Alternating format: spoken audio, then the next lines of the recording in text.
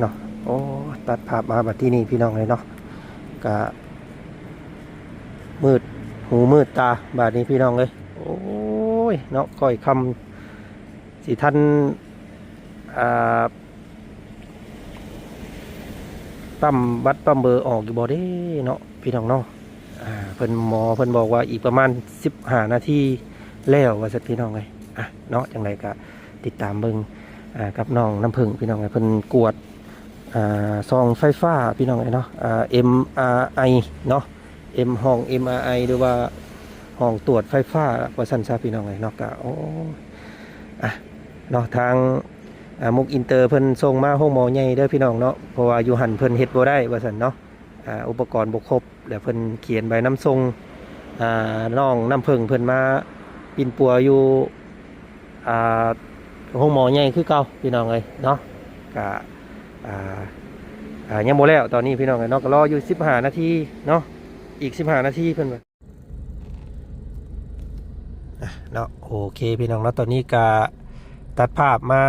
หน้าด้านเนาะมีแต่ภาพไทยลาวพี่น้องเลยเนาะอยู่ฝั่งไทยโอ้รอคิวพี่น้องเลยยาวเหยียดเนาะหลายขนาดรถมาฝั่งไทยกำลังสีตีกลับบัดนี้พี่น้องเลยนี่มีแต่ป้ายทะเบียนลาวทั้งนั้นเลยเนาะ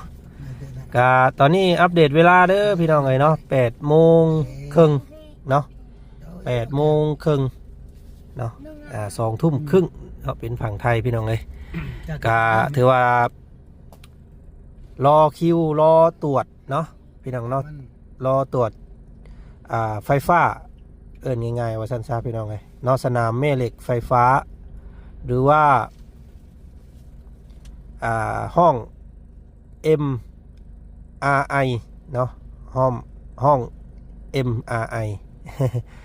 แบบว่าตรวจระบบไฟฟ้าให้จะแจ้งว่าโรคเพิ่นเป็นยังนะพี่น้องเลยเนาะก็เสียเวลาอยู่หันถือว่า2 ชั่วโมงเต็มๆเนาะนี่ให้ทางห้องหมอมุกอินเตอร์เพิ่นด่วนให้แล้วได้นี่พี่น้องไงขนาดด่วนได้นี่เนาะยังได้ขนาดนี้พี่น้องไงเนาะครับว่าปกติเลยนี่ยันเป็นมืออื่นเนาะคิวนี่พี่น้องไงวันนี้เพิ่นรัดให้เร่งให้เลยเนาะนั่นแหละที่สาเหตุที่พวกเขาพาน้องเพิ่นไปมุกอินเตอร์นะพี่น้องไงเนาะมันสะดวกสบายนำผู้ป่วยแล้วก็สะดวกสบายทั้งผู้พาไปพี่น้องไงเนาะก็อย่าพาดราม่ากันเด้อพี่น้องไงเนาะส่วนค่าใช้จ่ายก็ลดได้กันบ่หลายเนาะก็พอๆกันว่าสันซาพี่น้องไงเนาะก็ติดตามเบิ่งผลตรวจแล้วกันเดี๋ยวสิเมื่อสิแจง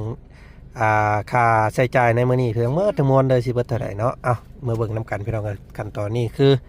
ปรับด่านก่อนเนาะอ้าวเนาะ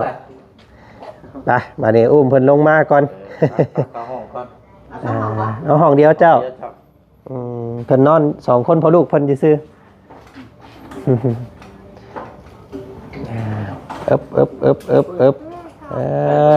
ใช่มาฮอดก็จนเกือบเป็น9 โมงพี่น้อง9 โมงล่ะอุ้มเอาแบบนั้นแหละไปก็อยู่ห้องเดียวในห้องนี้เพิ่นมาห้องนี้ละมาทำกันเนี่ยบ่แม่นเอาเพิ่นเช่าให้เพิ่น2พอลูกเพิ่นถ้าได้ก่อน150,000เนาะโอเคโดย YouTube ขอบใจเด้อถูกเนาะเอาเป็นของมากไปนี่เนาะพาเพิ่นไปหาหมอมาก็เลยพาเพิ่นมานอนนำประมาณจักโมงกันนะเช็คบินมื้ออื่น12เนาะโอเคเดี๋ยวเฮามาออกก่อนเนาะมาเอาลงมาของกินข้าวต้มขนมพี่น้องไงพี่อันนี้เพิ่นซื้อแนวกินมาให้เพิ่นนำเนาะเพราะว่าย่านหิวข้าวกินเก่งขนาดได้หมอน้อยนี่พี่น้องเลยเนาะกินรสเจ้าอันเป็นหิวพี่น้องยามันดอกกินกินข้าวเบิดอันนี้อยากได้ผู้เดียวแท้ หิวเอ้ย เนาะกิน ไปเลยเนาะ เก่งดีพี่น้องไอ้กินข้าวสุดยอดเลยเนาะกินเรื่องกินนี่บ่ให้ว่าแป๊บหนึงหิวแป๊บหนึงหิวเนาะ เออ เป็นคนกำลังเจริญอาหารดีว่าซั่นซะ ดี เนาะถ้า ๆ เท่า เอาแรก เนาะ เนาะ 9โมงกว่าๆพี่น้องฮอดเพื่อน 9 โมงปลาย เกือบ9โมงครึ่ง3ทุ่มครึ่งเนาะ เขายังบ่ทันได้ลงท้องจักมิด เอาอันนี้ก็ได้ละเนาะได้ละ มีก่อนก็ได้ มาฮอดบ้านพักห้องเช่าโมง9โมงเดิมพี่น้องไอ้เพิ่มเติมคือเปลี่ยนห้องมาเป็น408มื้อนี้ หอนได้บ่ยากเลย เมื่อคืน407มื้อนี้408 เพิ่มบ่ เนาะเพิ่มเติมเปลี่ยนห้องใหม่มื้อนี้ได้เนาะเป็นนี่ได้เมื่อยบ่ ธรรมดาเนาะ อืมต่อพี่น้องเกือบบ่รอดเนาะเพราะว่าน้องเพิ่นให้ในระหว่างการตรวจเนาะในระหว่างการนั้นว่าเพิ่นกำลังใส่แม่เหล็กไฟฟ้าเนาะหรือว่าห้อง MRI พี่น้องเอ้ย ครับเดี๋ยวเอาเริ่มไหม้ใช่ได้ใช่เนาะ อ่า นิดหน่อยเดี๋ยวพี่น้องสิสับสนจักหน่อยเนาะเอาสบายดีเด้อพี่น้องเด้อเนาะสบายดีนะปานนี้รอตึกได้ไป ทักทายสบายดีเนาะ อืม นะแต่ก็เป็นอย่างจังว่าเลิกประมาณนี้พี่น้องเนาะก็มันจะมีช่วงที่เฮาติดขัดกับทางแพทย์นั่นแหละทีแรกก็เฮาคิดว่ามันจะรวบๆไปด้วยดีเฮาก็นั่งรอให้มันนั่นนะผ่านไป2 ชั่วโมงเนาะชั่วโมงปลายสรุปก็ลงไปลงมามื้อนี้ก็พี่น้อง นั่นแหละเนาะเด็กแรกเลยพวกเฮากับพาพี่พาน้องพาน้องๆเพิ่นนี้พี่น้องไปห้องหมอมุกอินเตอร์เนาะไปพุ่นกับย้อนว่านี่แหละพี่น้องขออธิบายส่วนนี้ก่อนเพราะว่ามี FC บางคนเพิ่นเนาะดราม่าอยู่ว่าซั่นพี่น้องเนาะโอ้ยคือพาไปมุกอินเตอร์ว่าซั่นเนาะเบิดแพงหลายได้ว่าซั่นพี่น้องเนาะอยู่หั่นก็ใครอยู่ดอกว่าสันโมเมนเงินของพวกเจ้าเองว่าสันพี่น้องเลยเนาะคือทางบจันเนาะพี่น้องเนาะก็อยากให้ FC ผู้ที่เพิ่นคอมเมนต์แบบนั้นเนาะพี่น้องเนาะก็เข้าใจเนาะจุดประสงค์ของพวกเฮานี่พาน้องเพิ่นไปหั่นนี่คือมันสะดวกสบายเนาะคำนึงถึงผู้ป่วยแล้วก็ผู้พาไปนํเนาะแล้วก็กาลเวลานํแต่ขณะนี้ยังเกือบบ่อยากทันเลยนี่พี่ เกื น้ อ อบ ง มันปิดร้าน เ เกือบบ่ทันเกือบบ่ได้มา เกือบ เกือบไม่ได้นอนเนาะอันนี้ก็ให้ทางแพทย์หมอเพิ่นเร่งรัดคิวให้จึงได้ตรวจเนาะแล้วก็พากันไปตรวจอยู่หั่นพี่น้องเอ้ยเนาะเบื้องต้นแพทย์หมอเพิ่นก็ว่าสิให้ตรวจอยู่หั่นแต่ว่าพอไปแล้วพี่น้องเอ้ยเนาะหมอเพิ่นเครื่องมือบ่ครบเนาะเพิ่นก็เลยให้ทางพวกเฮานี่เขียนใบนำส่งเนาะเพิ่นเขียนใบนำส่งให้แล้วก็ให้พวกเฮานำส่งน้องเพิ่นมาห้องหมอใหญ่คือเก่าเนาะห้องหมอมุกคือเก่าเพราะว่าอยู่ในนี้เนี่ยเพิ่นมีห้อง MRI หรือว่าห้องคลื่นแม่เหล็กไฟฟ้า ไฟฟ้าคือสุดในตัวนี้แล้ว แมน เกี่ยวกับโรคว่าอย่าเกี่ยวกับอย่างหู้เบิดเลยนะพี่ แม น้อง น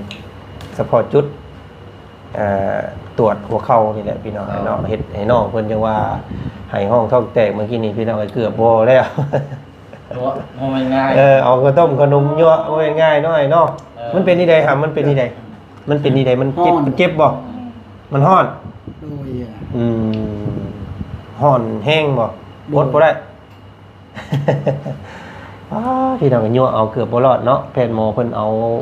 คือเอานมกุ้งน้ำแข็งมาโปะเอากระทึกมาโยนถึงกด แม่นี่แหละมันเด็กน้อยเด้เด็กน้อยมันบ่คือผู้ใหญ่เด้ ฟิวขาดได้กันสิว่าแบบ สั่นน่ะแม่นจักแพทย์หมอเพิ่นสิเฮ็ดนี่ได้แหละ จะว่าเดือนกักสุดท้ายนะกันสิว่ากักสุดท้ายเลยสุดท้ายท้ายสุดทั้งนอกตัวนี้โอ๊ตบ่ได้พี่น้องแต่เวลาเกี่ยวกองเกือบ20 นาทีไปก็สิสติงบแล้วก็จังเข้าไปกวดอีกรอบนึงเพราะว่าตอนสุดท้ายแล้ว แพทย์หมอเพิ่นก็ฉีดยาให้เนาะ โดย ฉีดยาแล้วก็มี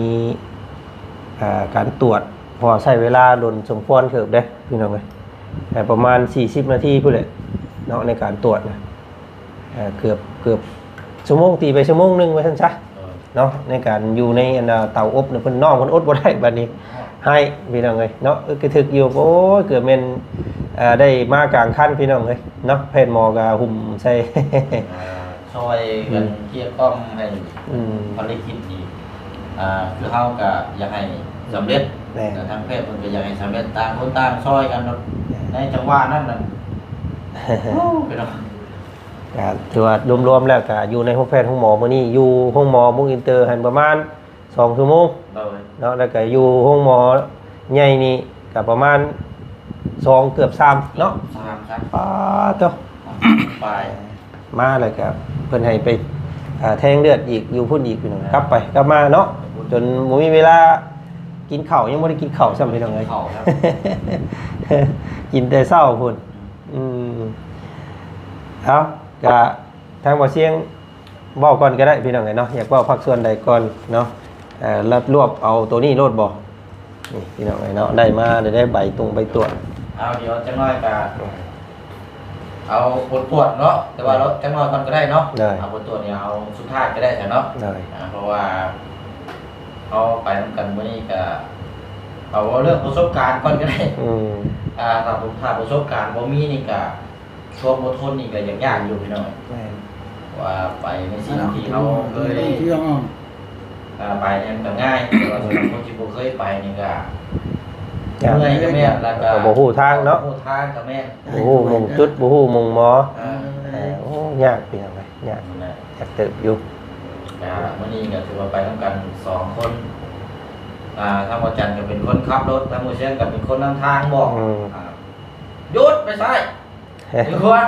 ประมาณนี้นะพี่น้อง เพราะว่าบ่ฮู้วงหมออินเตอร์วงอินเตอร์บ่เคยไปเทื่อพี่น้องเอ้ย ลงไปลงมาเนาะอินเตอร์นี่ก็เพื่อความสะดวกกับแม่นเพื่อความเร็วแต่ผมเอาใจทางรถไปทางรถไปคือทางกับแม่นไปหน่อยเนาะแต่รวดเร็ว เนินนะพี่ แต่ว่าถ้ามันก็คือเอาฮู้กันนั่นแหละ ไม่อันจานแล้วนะ เครื่องคมได้ส่งไปอยู่บ้านใหญ่เนาะ ก็ ไม่อันจานเนี่ย นี่แหละพี่น้องเอ้ยเนาะขนาดอันนี้ให้ห้องหมอมุกอินเตอร์เพิ่นรัดคิวให้ได้นี่พี่น้องเอ้ยเนาะจังว่าได้มาง่ายขนาดนี้นะถ้าว่าเฮาเข้าไปห้องหมอใหญ่โลดนี่ยันบ่ได้ตรวจมื้อนี้ยันเป็นมื้ออื่นพุ่นเพราะว่าคนไข้หลายเนาะอันนี้เพิ่นบอกว่าได้คิวพิเศษแต่ก็เพิ่นพิเศษให้เนาะจังว่าได้ขนาดนี้นะจังว่าได้มาทันเวลาพอดีเกือบบ่ทัน เนาะเท่าพี่น้องเอ้ย ทั้งรุ่นแล้วก็ทั้งเมื่อยกับแม่แล้วก็ทั้งอดทนนำกันพี่น้องมื้อนี้จะปึ๊ดมือเลยได้มื้อนี้พี่น้องบ่ได้เฮ็ดหยังเลย นั่งจ้องเบิ่งแต่หน้ากันนี่บ่ได้เฮ็ดหยังถึงนี่แหละจนได้มานั่งเบิ่งนำกันอีกมื้อนี้ก็อย่างว่าจังให้ปากกาเพิ่นนี่หาดีหายเศร้าแล้วก็สรุปผลตรวจออกมาแล้วก็นั่นแหละพี่น้อง ก็สิว่าผลตรวจออกมาแล้วกับผมเมนเนาะอันนี้คือขั้นตอนแรกแม่นขั้นตอนที่เพิ่นตรวจว่าซั่นซะเนาะนี่แหละเฮามาเบิ่งนํกันเนาะว่าแต่ว่าอันนี้ยังอันนี้แค่เบื้องต้นเนาะเบื้องต้นเพิ่นเอาให้เดี๋ยวชัดแจงมันก่อนเพิ่นแยกไว้อยู่เพิ่นยังเป็นสองหม่องเนาะอันนี้คือตัวที่เฮาไปสแกนเมเล็กไฟฟ้านี้ มีแผ่นซีดี มีซีดี ข้อมูลเกี่ยวกับร่างกายอยู่ในนี่ แม่น อยู่ในแผ่นซีดี แต่ว่าตัวนี้นั่นเป็นค่าใช้จ่ายตัวนี้เป็นบินค่าใช้จ่ายพี่น้องเนาะนี่ก็เฉพาะเข้าห้อง MRI หรือว่าห้องเมเล็กไฟฟ้าเนาะเบิดอยู่ 15,000 บาทถ่วนเลย เฉพาะตัวนี้อย่างเดียว แม่เฉพาะจุดเดียวนี่พี่น้อง ซองเบิ่งโลกนี่เนาะแต่อันนี้แล้วไปเนาะอันนี้มืออันนี้เอาไว้นี่ก่อนตัวนี้พี่น้องเนาะอันนี้คือว่าขั้นตอนเดียวอันนี้พี่น้องเนาะอันนี้ก็สิเป็น ตัวอยู่ห้องหมอมุกอินเตอร์ตัวนี้เนาะเพิ่นสิมีการเจาะเลือดแน่ตรวจเลือดแล้วก็เอ็กโกบ่เพิ่นเอิ้นเนาะ เอ็กโกรอบแรกนะ เพิ่นเอิ้นเอ็กโก เอ็กโกรอบแรกผลตรวจแบบเบิ่งยังบ่ชัดเจนปานใด เพิ่นเบิ่งยังก้ำกึ่งยังบ่คัก อันนี้พี่น้องก็ได้มาปรึกษากันแล้วอาจจะนำพาน้องเพิ่นไปเข้าห้องตัวที่ว่าตัวนี้แหละเนาะ แม่น ห้องไฟฟ้านี่ก็ได้ปรึกษากันแล้วราคาตัวนี้ก็เอาแบบว่าอันนี้อยู่เพราะว่ามันอยู่ในขั้นตอนสุดแล้วได้พี่น้องถ้าบ่พาน้องเพิ่นไปตัวนี้ก็แม่นว่ากลับมาบ้านมีหยังก็ได้เอา เฮ็ดให้มันได้ไปได้มาเลยเนาะ ได้ข้ามไปเลยก็ได้ตัดสินใจพากันคุยกับโบจันนั่นก็แม่นว่าเอาไปให้สุดเลยเพราะว่าทั้งแพทย์เพิ่นก็ว่าเครื่องตัวนี้คือชุดนำเฉพาะโรคแล้วมีหยังฮู้หยังฮู้หมดเลย แม่น เลยตัดสินใจแล้วก็เลยนำส่งไปโรงพยาบาลใหญ่แล้วพี่น้อง ครับทั้ง2โรงพยาบาลเลยเนาะอะไรก็ได้เพิ่นประสานส่งกันพี่น้องเนาะก็สรุปค่าใช้จ่ายอยู่ในห้องหมอมุกอินเตอร์มื้อนี้เนาะเบิดไปค่าเอ็กโกนี่ 1,000 บาทพี่น้องแล้วก็ค่าอันนี้แหละค่าสิทธิ์ยาค่าว่าเลือดเนาะ เจ้าเลือดน้ำคอยนี่150 บาทผมเป็นคนจ่ายตัวนี้นะ แม่น คนจ่ายนี่แหละพี่น้อง150 บาทมีมุมเดิน แม่นอันนี้ก็เก็บไว้เนาะเก็บไว้นี้พี่น้องตัวยูมุกอินเตอร์นี่เบิด 1,150 บาทเนาะ แล้วก็เพิ่นอันนี้เนาะหลังจากเข้าตรวจเข้าอย่างเรียบร้อยแล้วเพิ่นออกใบนัดเนาะนัดนี่สิเป็นมือนัดผลออกเนาะว่าเฮากวดอันนี้แล้วนี่กวด MRI แล้วนี่พี่น้องเนาะเพิ่นนัดในเวลาบ่ายโมงมื้อวันเสาร์หน้า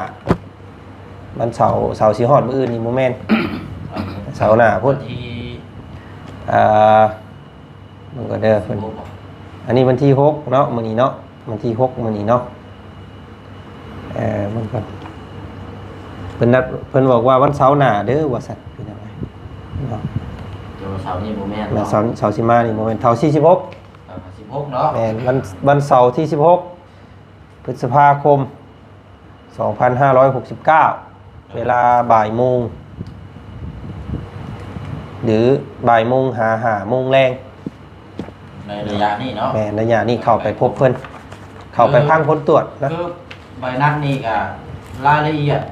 การรักษาแล้วก็รายละเอียดเกี่ยวกับโรคนี้เพิ่นสิชี้แจงแบบไรเจ้าสิรักษาต่อบ่หรือว่าเจ้าสิพอซำนี้บ่หรือว่ามันค่าใช้จ่ายเท่าไหร่เพิ่นสิประเมินให้มื้อวันเสาร์ที่16การปิดตัวนี่ใช้เวลาเท่านั้นเท่านี้เนาะจากเดือนหรือว่าปีขึ้นมื้อนั้นแล้วพี่น้อยแต่ว่ามื้อนี้นั่นเดี๋ยวมาแจ้งคร่าวๆนํกันว่าผลตรวจนี่แหละพี่น้องว่าเทียมกับตัวนี้เราไปวิจัยออกมาแล้ว100%นั่นแหละพี่น้องแต่เพิ่นบอกคร่าวๆเมื่อกี้นี้เพิ่นบอกว่าเป็นเนาะทางนั้นเจ้าก็ได้ยินแล้วบ่ได้ยิน เพิ่นบอกแล้วบ่โดยทางประจันเฉลยทางปลาดุกเลยเพิ่นแพทย์หมออยู่ห้อง MRI นี่เพิ่นบอกคร่าวๆแล้วพี่น้องเพิ่นเห็นชัดเจนแล้วเนาะเพิ่นบอกนำบ่จันว่าเพิ่นน่ะเป็นเนื้องอกเนาะเนื้องอกในหัวเข่าตัวที่เพิ่นล้มนี่พี่น้องเอ้ยเนาะก็มันอาจจะเป็นเพราะเวลานานโพดเนาะเห็นเพิ่นป้าไปเฮิงแหละมันซ่อมแซมมันเองซ่อมแซมส่วนที่มันเจ็บนี่แหละมันก็มีเนื้อปงขึ้นมาว่าซั่นๆมีเนื้องอกเพิ่นเกิดขึ้นในมุมจุดที่เพิ่นเจ็บหั่นว่าซั่นพี่น้องเอ้ยเนาะอันนี้หมอเพิ่นบอกส่วนนี้แต่ว่ารายละเอียดการปิ้นปัวน่ะขึ้นอยู่กับห้องหมอมุกอินเตอร์อีกเพิ่นว่านัดวันที่16นั้นแม่นก็สิอันนี้บอกคร่าวๆเด้อเพิ่นบอกเด้อเพิ่นแจ้งโรคเพิ่นช่องเห็นเพิ่นว่าเป็นเนื้องอกเนาะมันถ้าอาจารย์คิดว่าเป็นเรื่องธรรมดาตัวนี้เนาะเพราะว่าเจ้าเจ็บดนเด้มันเหิงมันอักเสบดนเด้กระโปงใช่ว่ามันจนพื้นผู้มันเองนะว่าไงเจ้าบ่ปิ่นปัวมันก็เลยขึ้นมานะเนื้องอกนะ ราะว่าร่างกายคนเฮานี่พิเศษได้พี่น้องนะเวลาเฮาเป็นหันเป็นนี่มันสิซ่อมแซมมันเองเนาะ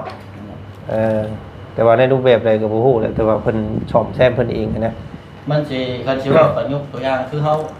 แค่วนั่นแหละแค่วตัวที่เฮาสิถอนมาแหละเฮาบ่ดึงออกแล้ว มันควายเนาะมันควาย วันนี้มันโป่งของหมองอื่นเนี่ยมันแค่วมันแงกไว้อันนั้นเพิ่นว่าแค่วโป่งอันนี้คือการฉีดโป่งกระดูกโป่งสิเป็นตัวอย่างประมาณนั้นนะเฮาปล่อยเบิ่งแล้วเฮาเอาตัวที่สำคัญออก สิหลักๆกับประมาณนี้แหละพี่น้องไปมื้อนี้นะไล่ฮู้แล้วว่าซั่นซะ จะขึ้นอยู่กับพวกล่าเพิ่นนะพี่น้องเอ้ยกินข้าวละลายบำบัดน้ำ เอาว่าบำบัดเอาไปเฮาย่างเฮาทุบ ประมาณ เมื่อ ออกกำลังกายน้ำ บ่ให้อ่อนๆบ่ให้งอบ่ให้นอนงอไปซี่เด้อเมื่อแล้วก็คอยลุกคอยบำบัดตัวเองนำ ไม่ทุกโรคจะว่าพิการเริ่ม ประมาณนี้นะ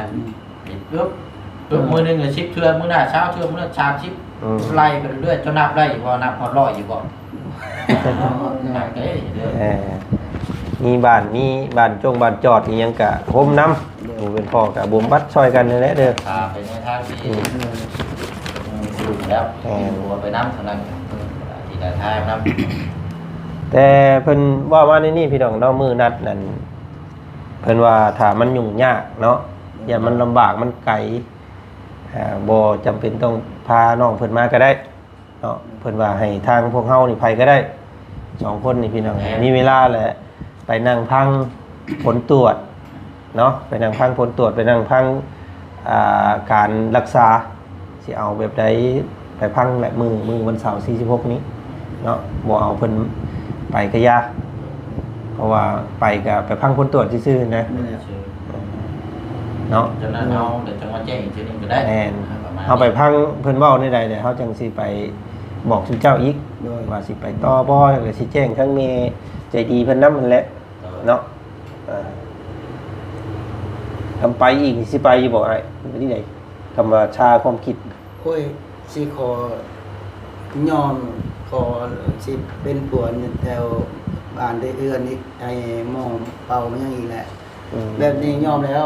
แบบว่านึ่งกับเพิ่นกันเขาเอาเรื่องเงินกันเป็นเขาเอาได้เอา คือสิแพงกัน แพง มันก็ นะเฮาเฮ็ดจะมีซื้อเงิน10,000ปลายครับ เนาะ นี่มันบวกกับในการระยะเดินทางและการพากินนี่ก็ยังบ่ได้ อันนี้ก็เลยสิยอมแล้วก็ขอบใจแม่แหละว่าสิเป็นปัวอยู่ในเฮือนในศาลตัวเองนั่นแหละว่า เป็นปัวตามแผนโบราณ โบราณอีกแบบว่าให้เป่า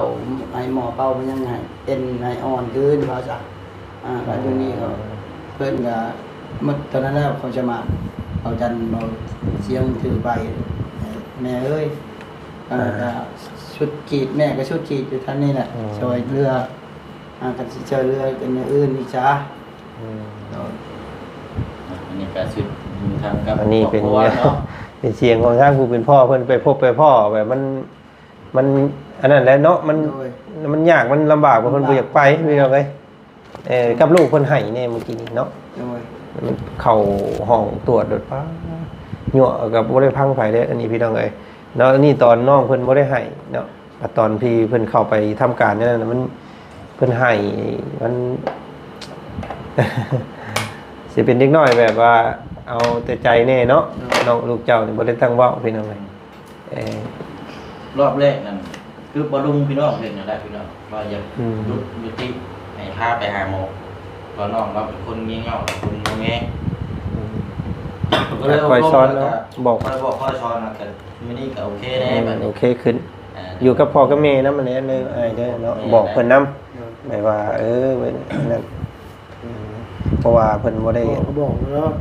นั่นนี่จะ คอย ไป บอกแต่เด็กที่น้อยเอา คอย ซอยเจ้าชำนี่ได้จะให้ที่ซอยเจ้าแต่ละมือ แม่นเลย ให้ที่ดูแลเจ้าครับ แม่นอันนี้เพิ่นอยากให้เจ้าดีได้ลูกเลยเนาะ โดย ครับนั่นดอกเพิ่นยังน้อยอยู่เนาะยังน้อยอยู่เพิ่นยังบ่เข้าใจดอกแบบเพิ่นใหญ่ขึ้นมาเพิ่นได้เพิ่นสิเข้าใจว่านั่น เนาะทางไปเบิ้ลๆนี่นะ บ่เฮาแก้ลูกเอ้ยให้มันจักหน่อยก่อนเพราะว่าแก้ออกมาแล้วเลือดเจ้าสิออกเลย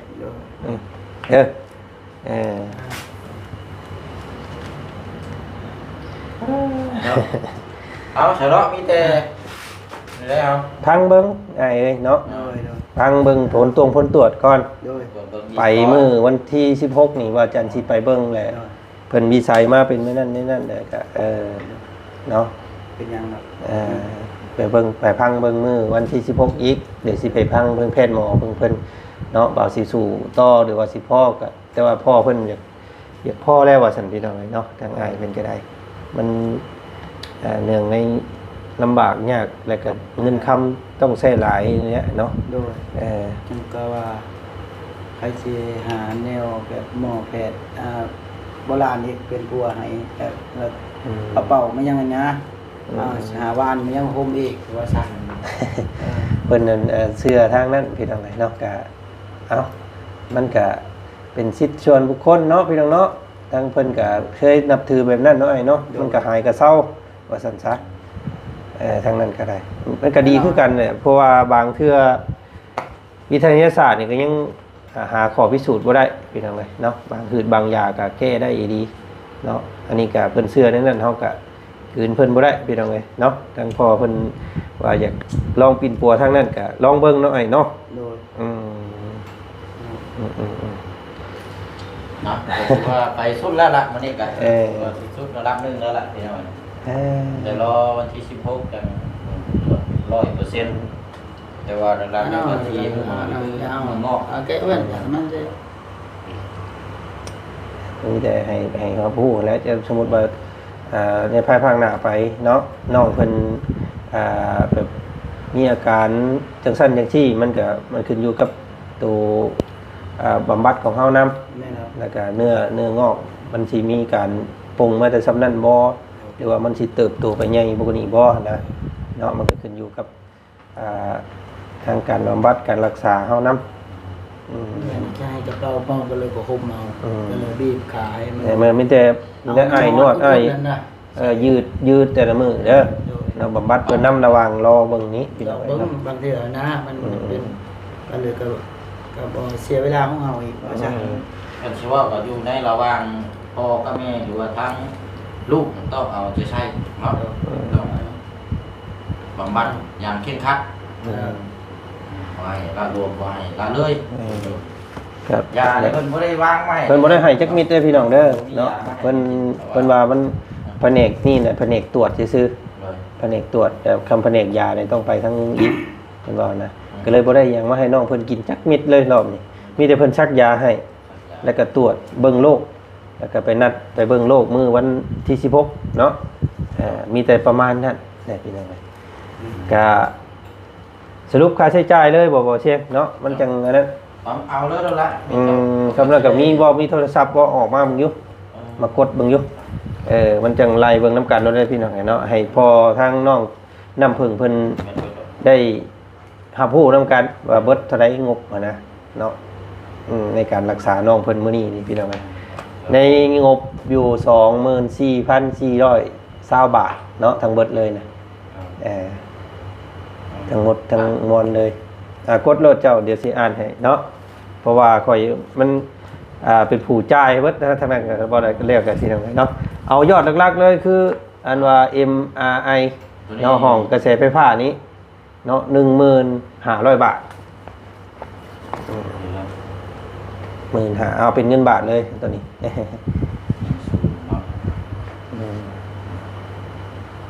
โอเคครับแล้วก็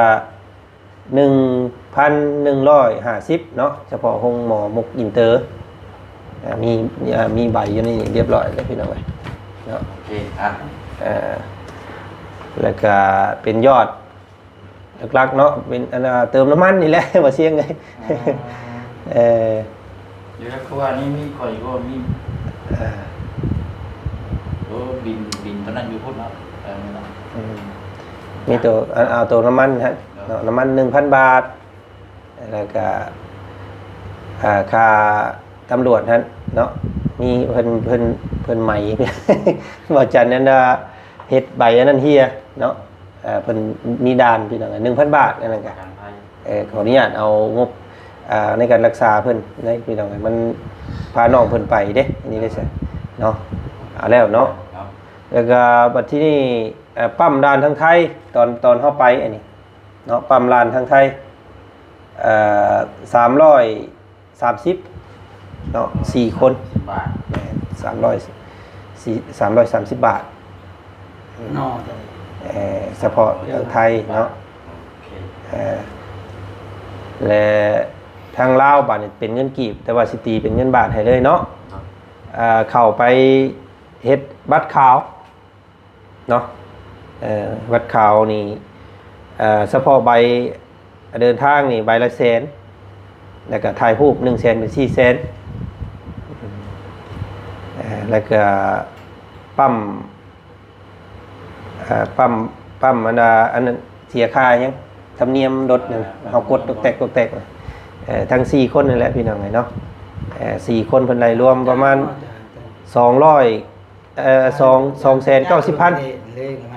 รวมลง แม่นรวมหมดเลยทั้งเบาเสียงทั้งรถทั้งคน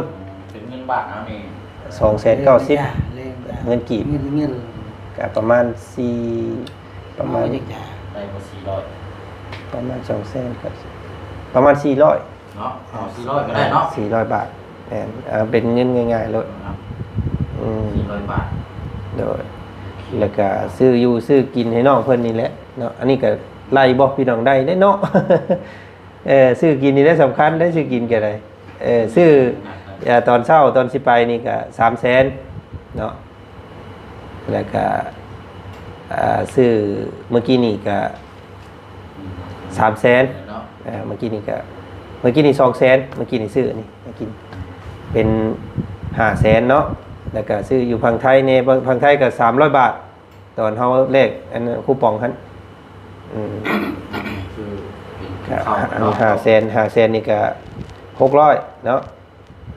500,000 แม่นเฮ้ย 800พุ่นจักเนาะ 800ของแล้ว 800บวก800บวก300อ่ะ เป็น 1,100เนาะ สิประมาณนั้นที่ประจันไล่เห็นนะพี่น้องเอ้ยอันนี้ไล่แบบให้กันเห็นแบบว่าจะเลยเนาะ แล้วก็ทั้งเจ้าเบิ้ลแล้วบ่ มาเบิดแล้วเนาะโอเค เนาะ เช้านี้ดิครับนี่ วันพักลืมวันพักอีก2คืน300,000คืนละ150,000 หมดแล้ว ยังลืมตัวนี้อีกได้ดิพี่น้องเอ้ย ลืมของเช่าแล้วอีก300,000ก็ตีเป็นเงินบาทก็300 3721แม่นแหละตี300แม่น300เกือบ400พุ่นเนาะ300,000เนาะ มัน1,000มันก็670 ไล่400เอ้า เนาะ แม่น300,000 150,000นี่200เบิ่งเด้อ ในวงประมาณนี้แหละ เพราะว่าเมื่อเช้านี่ข่อยเอากีบแรกบาทเอาเงินกีบซื้อบาท688,000กีบบัดนี้ถามว่าเอาบาทแรกกีบมันก็สิต่ำกว่า600,000 กีบเลขบาทนี่ก็หลายกว่าเนาะ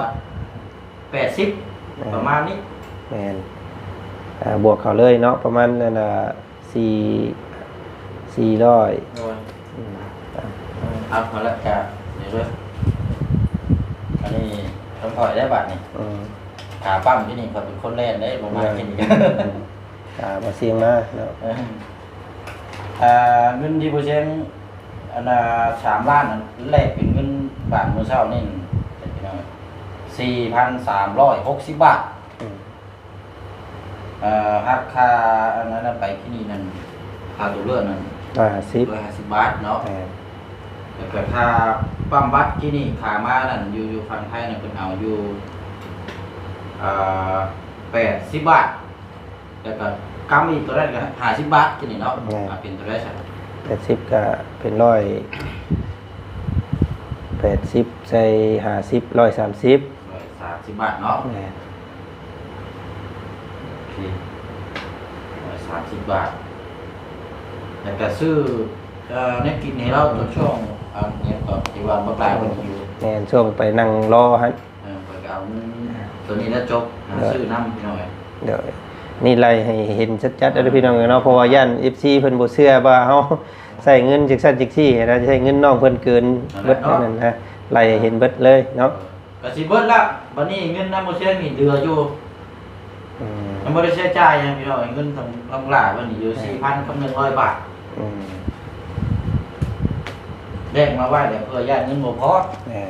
อันนั้นพี่น้องวันนี้กลับมาลาวแล้วก็แต่ว่าใช้จ่ายเงินลาวก็สิแลกเป็นเงินลาวอีกแล้วบาดนี้จักสิได้ต่ำได้สูงแล้วบาดนี้แลกไปแลกมานี่แหละอันแรกก็ 4,000 กับ 100 บาทสิเก็บไว้ก่อนได้เด้อเก็บไว้ก่อนถ้าว่ามันอันนั้นน่ะจ้ะถ้าว่านั่นก็เอาสิมอบไว้ให้ชุมเจ้าหรือว่าจะมีการจังไดกันว่า ซื้อ กันนี้ ข้าวซื้อของบ่หรือว่าสิเฮ็ดหยังก็นั่นแหละสรุปบัดมื้อเลยมื้อวันที่16ไปก่อนเพราะว่ายังสิได้ไป มันยังรอ ทางคำตอบตัวนั้นอยู่เนาะเจ้าว่าสิบ่ไปต่อหรือว่าจังใดสิพอซำนั้นก็เดี๋ยวจังรวบรวมยอดยังเหลือเท่าใดเดี๋ยวเฮาจังว่ากันเนาะเป็นเท่าใดบ่เสียง วันนี้ยอดรวมเลย ในการใช้จ่ายมื้อนี้ รวมหมดเลยเนาะ แม่น 16,000 กับ 10 บาทเป็น1 บาท โอ้พี่น้องเอ้ย ไล่มาตั้งแต่จี้มาแต่ที่ผมแล้วแหละครับผมเฉพาะมื้อนี้ได้พี่น้อยได้น้ำกันแบบอันนี้เด้อจะจ่ายมานี่แหละ เพราะว่าการซื้อข้าวซื้อน้ำให้น้องเพิ่นเมื่อวานตอนค่ำก็บ่ได้ไล่หรอกพี่น้องอันนั้นก็ช่วยกันเนาะแล้วก็ซื้อข้าวต้มขนมให้บักหลาเพิ่นแน่นี่น้ำมื้อนี้ก็บ่ได้ไล่ นักตรงนั้น ก็ซอยกัน ส่วนตัวเขาตัวออกไป นี่ไล่เห็นแบบสัจจะเลยแบบอันแบบนำกันพร้อมกันเลยเนาะว่าเฮาไปมื้อนี้น่ะใช้เบิดเท่านั้นนะพี่น้องเนาะ16,000 10 บาท 10 บาท 16,010 บาทแล้วก็ลบเบิ่งบาทนี่ว่าเสียงลบ24,000เบิ่ง ยังเหลือบ่ ยังสิยังเหลือเท่าใด 4 จังหาแนวซอยครอบครัวเพิ่นเติม 4,000 เนาะ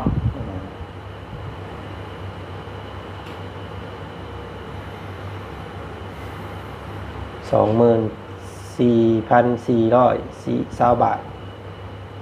ลบ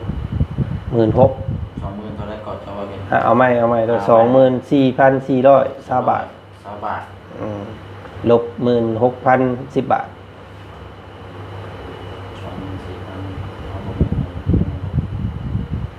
ลายมันยังบ่เข้า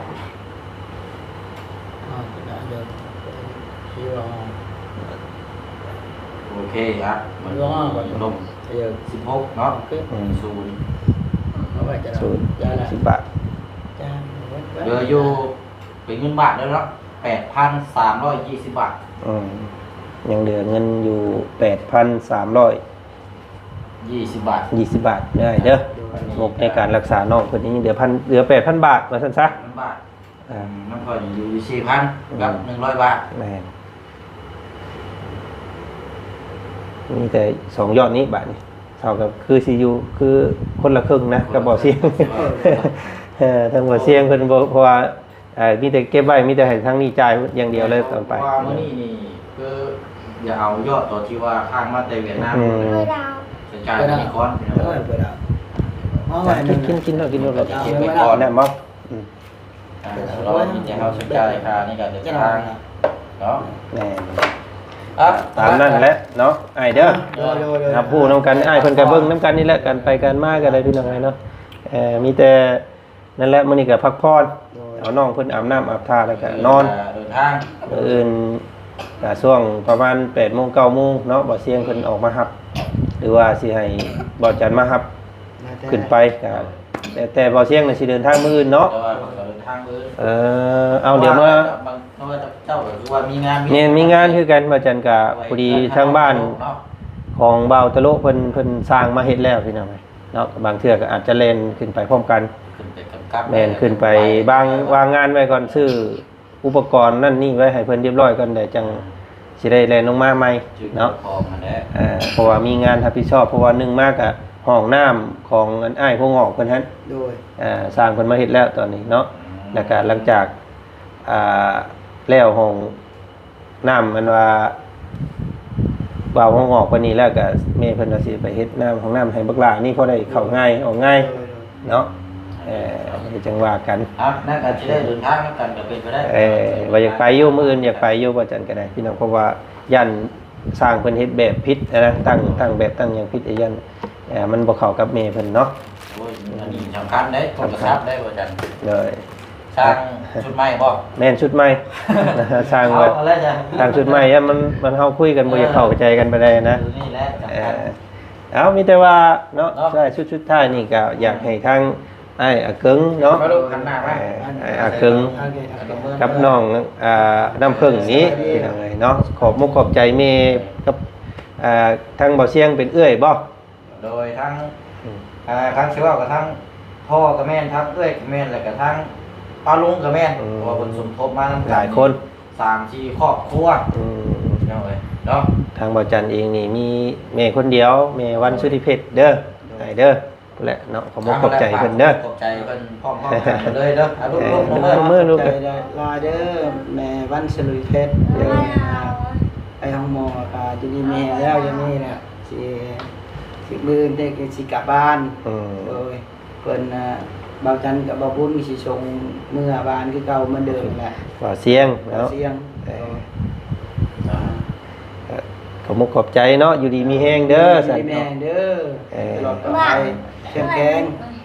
มันยืน เดี๋ยวสาธุเนาะ เอาเก็บไปอันนี้เก็บไว้เด้อเอกสาร โดย ให้บ่จันเก็บไว้ก็ได้อันนี้เพราะว่า เอาไว้จะเอาไว้ ยันสิเป็นบ่จันมื้อบ่จันก็บ่เที่ยงเด้อเอาวันเสาร์น่ะอันนี้มันบ่ได้เอาให้เด้อไอ้เด้อ เอาไว้ อันนี้ว่าไอ้สิบ่จันสิเอาเก็บไว้เด้อตัวนี้เด้อเพราะว่าสิได้ไปมื้อวันเสาร์นี้เนาะโอเคไปฉันมีแต่เฮาลาก่อน โดย เมื่อก่อนเนาะหิวข้าวได้เฮาก็ได้ พาลูกกินข้าวแล้วก็นอนเด้อเงินน่ะจ่ายเพิ่นเรียบร้อยแล้วพี่น้องเนาะเอา มาถามนิดหน่อยพุ่นละ ไป เนาะ เดี๋ยวเนาะขอตัวลำลาก่อนบัดสุขุสุคนเด้อเนาะเอาอยู่ดีมีแฮงขอบใจหลายๆพี่น้องเนาะไปพี่น้องเอ้ย อ่าฮะ